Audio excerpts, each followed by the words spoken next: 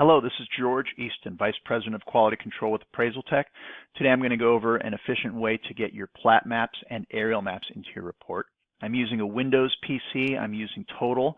If you use a different software provider, then I'm sure there's a similar functionality, and the tool might be a little bit different, but in Windows 10 and I believe 8 and 7, there's a thing called Snipping tool, and you could search for it. And you'll see it's this scissors with red oval. I use it all the time, so you could right-click it, pin to start, and now I will always have it down here. So I will launch it, and when I hit new, watch the screen. It turns a little gray. Now you could do a screenshot, but I like to, this tool allows you to do a screenshot of just what you want. So I'm going to start here in the top left, click and hold. Be mindful of where my subject is. Get down to what's going to fit in my form. My software, let go, and now I have an image.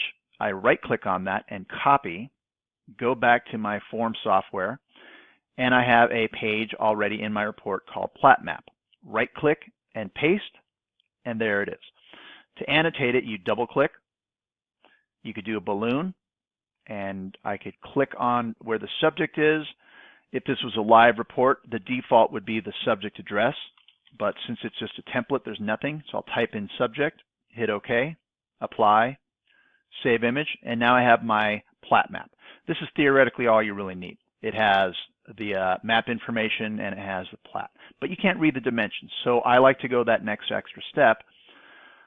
I will then zoom in to the subject to where it is more readable. I'll use the snipping tool. It has the last thing I snipped. I don't need to save this unless I want to. I hit new. Now it's gone. And I'll just repeat the process for this. Right-click, copy.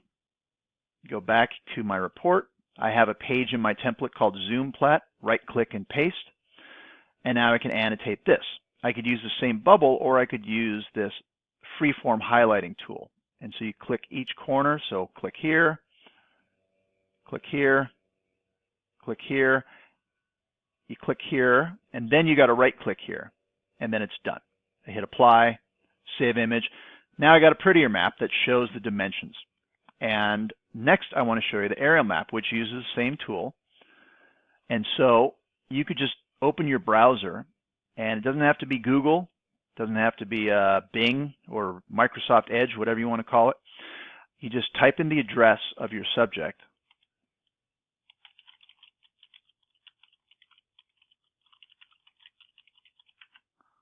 And the default, because I have the typo there, let's try it again. The default top search is the map. So you click on here. Now I click satellite, and now I can use my snipping tool to get an aerial map. I've seen some reports where they have the aerial map of just the subject, which is great for showing what's on the lot, but what about what's behind it, like this golf course here? I think that's important. What about these train tracks here, or this road right here? What about the fact that there's an airport right here? What if we are under the flight path here? The point of the aerial map is to give you an idea of any external obsolescence, positive or negative external influences. So you should choose what's a map that's going to effectively show the surrounding area. I'm going to then click new, and start here, go here, and now I have the essential nearby external influences. I have my golf course, I have the train tracks and that road, and that is a sufficient aerial map. Again, you can have multiple, you could have that close-up if you want, you could have a further one if you want, but one that shows the surrounding areas is the most appropriate so that the reader can understand what's around the property. Again, you could use this tool for anything. If you want to take a screen grab of something, the snipping tool is very helpful. If you have any questions, let us know, and hopefully this has been a helpful video. Thank you.